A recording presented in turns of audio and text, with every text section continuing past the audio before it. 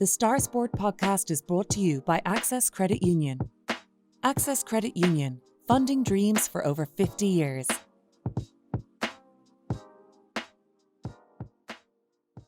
Close your eyes and pull like a dog. And a new Irish record for Phil Healy, 22.99.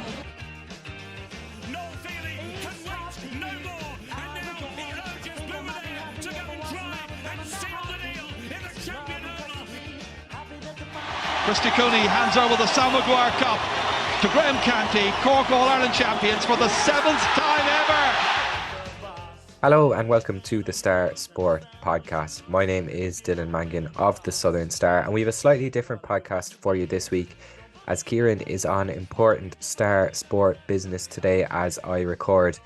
But he did catch up with this week's special guest earlier this week ahead of what is a huge weekend for Castlehaven, who take on Fermoy in the Cork LGFA Senior B football final in MTU at 12 p.m. on Saturday. That guest is Mairead O'Driscoll, who has been one of the stalwarts of a team who has performed so well. This year's Haven's first year up in senior, and they've done well to get to the Senior B final. Before we get into things though, I'd just like to give our listeners a gentle reminder to please rate, review and subscribe to the podcast wherever you get yours.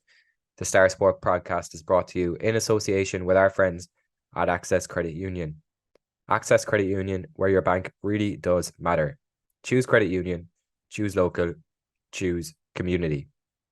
Now, Castlehaven beat Clonakilty in their semi-final last weekend, scoring 3-8 to their West Cork rivals, 10 points to set up this Saturday's final clash.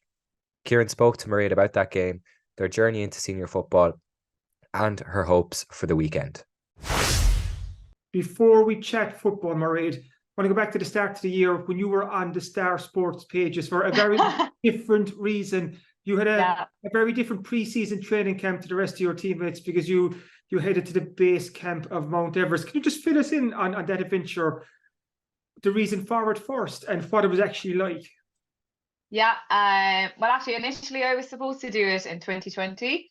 I'd gone travelling at the start of that year as well, which is a reoccurring theme, like us getting to county finals. But obviously COVID came, couldn't do it, and never really got a chance to do it. You know, things were coming up and all that kind of being an adult and stuff for a bit. But so my aunt was sick with cancer for about a year, and I suppose I saw firsthand the incredible job night nurses do. She had 2 different night nurses coming out to stay with her, and kind of we were spending a lot of time over with her because she lived right across the road from us. And I just felt like it was a great service that relies fully on voluntary contribution. So I always knew that I was going to do base camp, and I'd been telling my aunt Judy that I was going to do it. And I just decided to put the two together and I suppose spread the awareness of a great service and try and raise some funds for it. And thankfully, I was supported really well by people near and far, people I don't even know as well. And obviously a lot of people from the parish and my teammates and supporters and everything, which was great. And yeah, it was incredible. I kind of forget sometimes that I did it. It's definitely going to be my hobby now. When I hang up my boots, I think I might start doing a couple of different things around the world, hopefully. Kilimanjaro maybe next now, which drives my parents absolutely mad, but sure, look. Didi Cahalan is probably listening to this now, saying like he's probably trying to figure out when you're going to fit in all these adventures. I know, yeah, surely he's like, that bloody passport, so I'm taking it off you. So anyway, in fairness, no, they were very supportive, and like, it's always great. Football's always there when you come home, you know. And I suppose for me personally, like, it even beyond playing football, I wouldn't even know my neighbours. Like, I wouldn't know the girls in Union Hall because there's such a age difference between, I'm like 10, 12, 15 years older than some of the girls I'm playing with. And even one of my closest neighbours, Emma McCarthy, she's down the road. I didn't even know she existed till 2 years ago because there's like 12 years of a difference. So I was gone off to secondary school when she was born, and then I was gone off to college, and I had went away traveling and lived abroad and stuff. And then I was like, oh, you exist. And like, sure, we're great pals now, and it's lovely to to have that connection with your neighbours and people of the community as well. And like you get to know the girls, and you get to know their parents and their grandparents and like their cousin. You know, there's a big connection obviously in the parish, which is lovely. And even Noreen and O'Sullivan and myself, we'd be cousins. Our parents are first cousins, and like sure, I didn't really know her either because she was in Australia for years, like 9 years, and she's so many years older than me. So like we would have never got to get to know each other really without football. So it's been great, really, and very, very lucky to have it. And even like I got to play with two of my best friends from when I was in junior infants, Gronia O'Sullivan and Alice O'Driscoll, and not many people can say that when you're nearly 30, like that you're still playing with your best friends. So yeah, it's way more than the winning and everything like that, definitely. Like this Castlehaven ladies football success story, which it has been since the ladies section of the club was created, over a decade ago now. It's been incredible to watch, and your rise from junior D up now into the senior ranks for the first time this year. And we've spoken a lot about it on the podcast before, and in the Star, that rise. But let's fast forward to now, your first year up at senior level. What's it been like? Yeah, it's definitely, you know, the pace of the game, decision making. You don't get as much time on the ball as we were probably used to. And even trying to get that ball into the full forward line, you know, it's very difficult. Before, it was very simple. You kick the ball into Grania senior or centre forward, and then she'd turn, look for someone in the full forward line, whoever it was, and we'd get a score out of it nearly 9 times out of 10. So like you're playing against inter-county defenders now as a forward, like, and the defenders have inter-county forwards to mark, you know, like we're playing against girls who are nominated for All-Stars there with Ahada and Mornabi and the likes of them. So but it's where we want to be. Like you don't want to be, it's grand, oh, keep winning, but like if you're not getting better, and you can see the difference now, like in some of the younger girls, especially, that's what we call the younger girls, the young ones, they're just like, they're playing so much football, they're learning how to use the gym, they're learning about food, they're learning about all these things that like I just wish I was 10 or 12 years younger, that I could be part of it, because it's a great setup to be involved in. And like it's really exciting to see where they're going to be when they peak, you know, and that hopefully they're still enjoying it and loving it, and they're having their own success as well. They won the Minor A West Cork final after a great game with Island Rovers there last Friday night, and it just proves that there's a great underage structure there and producing really good footballers, and they love it as well, which is the most important thing. And it's so important for all those young girls coming up through the Castlehaven underage ranks to now see the Haven adult women's team at senior level, taking on the likes of Mornabi and the O'Sullivan sisters, you know, up against Ahada, into County Senior B final against Fermoy this Saturday. Like, that's brilliant for those young girls. Definitely. And I suppose a good thing, and it's not even that it's being done intentionally, but a lot of most underage teams has a senior player involved with them. So from under 12, Rachel Welton was with the under 12, Jessica McCarthy was with the under 14s, I was with the under 16s, Siobhan's with the minors, and I think Emma Daly was with the under 21s. And like that's not just this year, like I was involved with the under 14s a few years ago. I know Gronia was with the under 10s a few years ago. And you know, I know the parents are bringing them to our games, and like they can see like, oh my God, like we could be playing in front of, like a good crowd will come to the game on Saturday. Absolutely, I know it's a triple header, but like these girls can say, oh my God, I could be playing in front of a big crowd of people in a couple of years if I just stick with it and put my head down. So it is really, really important. And like the lads, Brian and Dinny, their girls would be at our training nearly every night, and like it's just going to become normal for them. That, you know, and it's beyond football. Like it's try to be a life participant of sport is so important. And if you have success along the way, even better. But yeah, it's great for them to see the excitement now. And you know, the club always makes an effort then to bring the cups back to the primary schools, so that the young kids can see like these girls or these fellas, they've won county titles. So it is definitely possible, despite us being like a small club and having a small catchment area.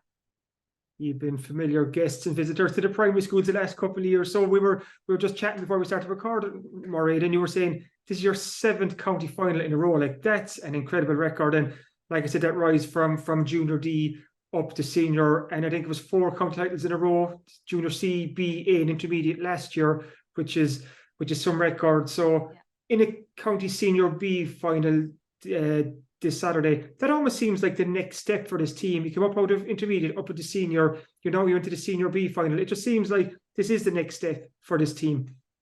Yeah, absolutely. And I suppose it's a realistic goal. Like, you know, at the start of the year, we wanted to win the West Cork Championship again, because we had won it the year before, and it's a great competition to have. Like, you're playing against the best teams, senior teams in West Cork, and we had a great final against Ross Carbery.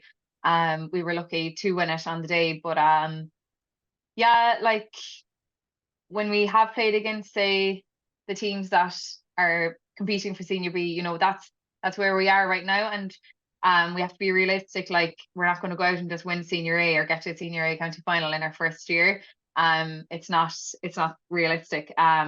But it is the next step, and like, look, we might be here for another couple of years, but so be it. And then in a few years' time, then our younger girls, they'll be after peaking and have so much experience and have played against some of the best players in the country as well.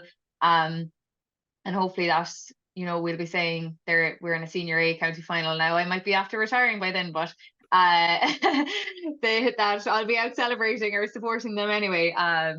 But yeah, we would definitely be aiming for it soon enough. But like if I feel if we could have put together a full consistent performance, we've kind of been hit or miss in some of our games. So we really kind of need to nail down a full 60 minutes performance. And absolutely on Sunday, because Fermoy are really good. They're defending senior B champions as well, and they beat us already by 2 points this season. So we will really need to be on our A game. And like, look, unfortunately, we've had some long-term injuries of girls who will be starting, Rachel Walton and Jessica McCarthy. So it is a shame, but like, the next girl is coming and is more than capable of filling in for them. So it's great.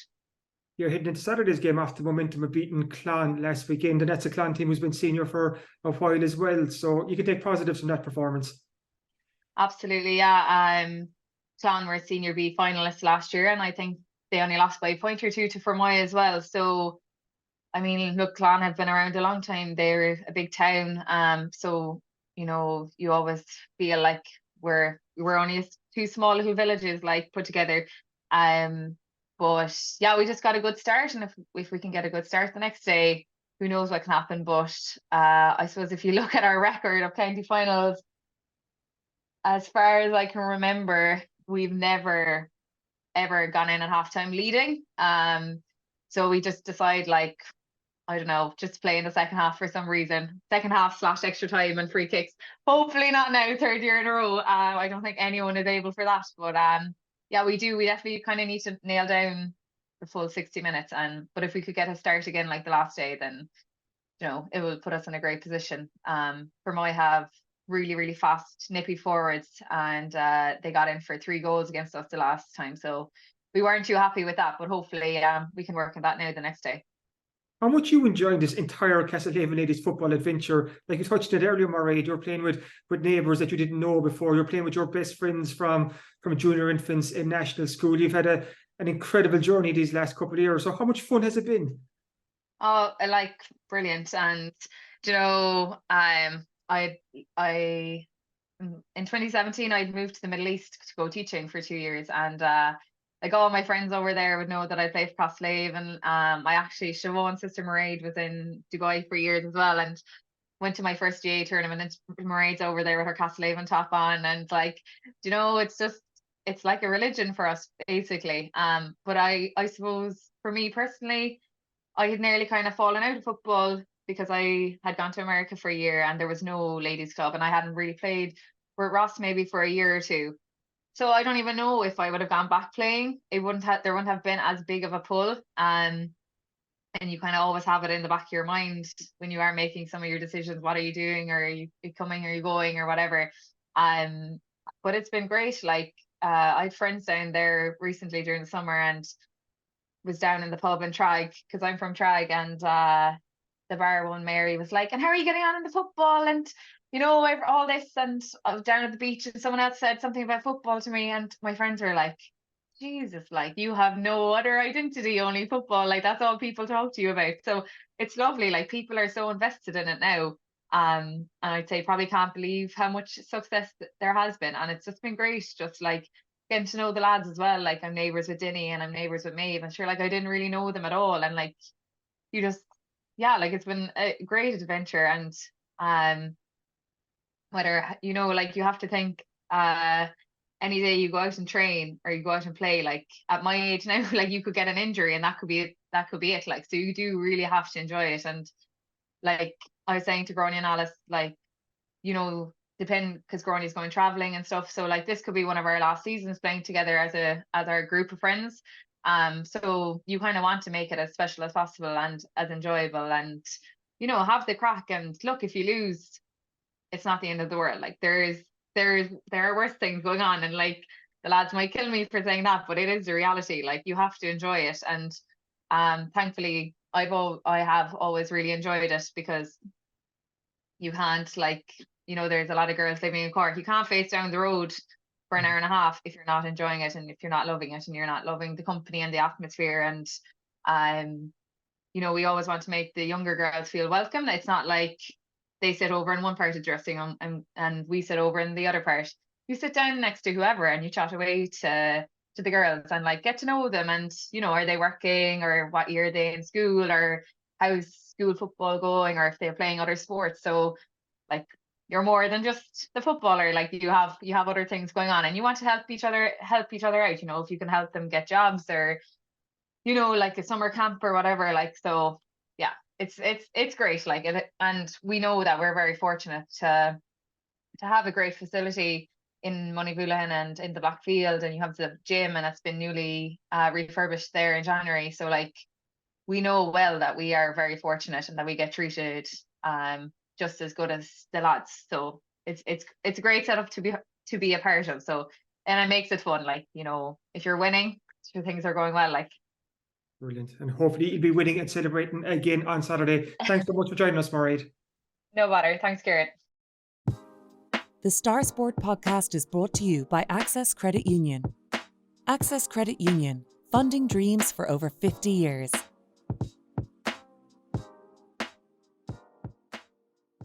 Welcome back to the Star Sport podcast. And overall, aside from Castlehaven against Fermoy in that final this weekend, it's a huge weekend of GAA action for West Cork teams. We have 7 men's teams in county semi-finals and 3 women's sides in LGFA finals as well. This week's Southern Star is out now and is the best place to read about each of those games as we preview each and every one in detail. So if you pick up a copy of this week's Southern Star, you'll see previews of the Premier Senior Football Championship, where Castlehaven take on Finbars in a semi-final for the 4th year in a row.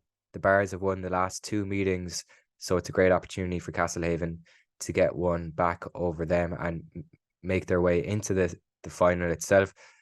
That game takes place at Páirc Uí Chaoimh on Sunday with a 4 p.m. throw-in. As we've just heard from Mairead O'Driscoll as well, it's a busy weekend for the Haven. Just a reminder, their adult women's team take on Fermoy in the Cork LGFA Senior B final at MTU. That's on Saturday at 12 p.m. Elsewhere, in the men's Senior A Football Championship, there is a possibility of an all West Cork final if both Donnies and Newcestown get through this Saturday. It's a double header at Páirc Uí Chaoimh, where Newcestown take on Newmarket at 3 p.m, followed by Donnies versus Knocknagree at 5 p.m. Newcestown have already seen their hurlers qualify for the County Senior A final, and their footballers are hoping to make it a unique double. Elsewhere, the 2022 beaten Premier IFC finalist Bantry Blues are just one win away from a return to a county final. They face a tough test against Kilshannig in Coachford on Saturday at 5 p.m. They're hoping that Cork star Rory Deane will be fit to line out in that game. There's no news on that yet. There are also 3 Beara clubs in county semi-finals this weekend. There's Morgan O'Sullivan's Castletown Bear take on Kilnamatra in the other Premier IFC Last Four clash. That's in Bantry with 3 p.m. throw-in on Sunday. Adrigole play Mitchelstown in the IAFC semi-final in Kilmurray on Saturday at 5 p.m, while Erhan face St. Finbarrs in the semi-final of the Premier Junior Football Championship on Saturday in Rossmore. That's at 5 p.m. as well. The Derby clash even of Donnies and O'Donovan Rossa in the Cork LGFA Junior A decider is in MTU on Saturday. That's at 2 p.m, which should attract a big crowd to the city venue. And when these sides clashed in the group stages, the Skib team won, but the only certainty there is that the title will be heading west. So you can pick up a copy of this week's Southern Star and read all the news and previews of each of this weekend's huge games. Elsewhere, Hawley O'Sullivan has his inside track column where he says that Haven must raise their bar to beat the Bars. There's a match report from Newcestown's county hurling semi-final win. They beat Carrigtwohill by 214 to 114, and they are delighted to have one foot in that double, or one leg of that double complete, getting into the final there. There's also a big long read from Kieran McCarthy on Castlehaven's 4 heroes of 2013 who are spearheading the club's current charge to glory in 2023. So that's Brian Hurley, Michael Hurley, Damien Cahalan and Mark Collins. There is a piece on Erhan, who are just 1 win away from their first final since their 1992 glory. It's packed as always this week in the Southern Star. So pick up your copy now. It's available in shops across West Cork. And as always, if you're further afield or can't make it to the shops, you can subscribe to the Southern Star and get the e-paper on your laptop, tablet or phone. Just head to subscribe.southernstar.ie, enter your details, and you get an exact replica of the newspaper for less than €2 per week, along with full access to all the articles on our website as well. As always, thanks for listening to the Star Sport podcast, and thanks again to our sponsors at Access Credit Union. If you've enjoyed this, please remember to rate, review, and subscribe wherever you get your podcasts, and we'll be back again next week. Thanks for listening.